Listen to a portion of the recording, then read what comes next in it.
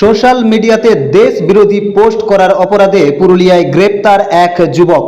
পুরুলিয়া মফস্বল থানার নদিয়াড়া গ্রাম থেকে মঙ্গলবার গ্রেপ্তার করা হয়েছিল আজিমউদ্দিন আনসারী নামে এক ব্যক্তিকে। ধৃতকে বুধবার পুরুলিয়া জেলা আদালতে তোলা হয়। জানা যায়, সম্প্রতি আজিমউদ্দিন আনসারী নামে ওই ব্যক্তি সোশ্যাল মিডিয়ায় দেশ বিরোধী পোস্ট করে সেই অভিযোগের ভিত্তিতে তাকে গ্রেপ্তার করে পুলিশ। বুধবার পুরুলিয়া জেলা আদালতে তাকে তোলা হয়। আপনারা দেখছেন সেই খবর রূপসী বাংলা মিডিয়ার পর্দায়। সোশ্যাল মিডিয়াতে দেশ বিরোধী পোস্ট করায় পুরুলিয়ায় গ্রেপ্তার এক যুবক। বুধবার তাকে পুরুলিয়া জেলা আদালতে তোলা হয়।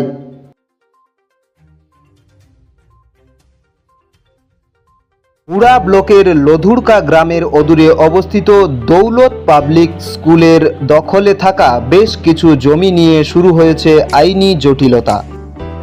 1197 দাগের যে বেলাবহল মৌজা এবং 2239 দাগের যে লুধুরকা মৌজা, এই দুটো জমি আপনারা প্লিজ কেউ কিনবেন না, কারণ আপনারা বিপদে পড়তে পারেন, আইনি একটা লড়াইতে পড়ে যেতে পারেন।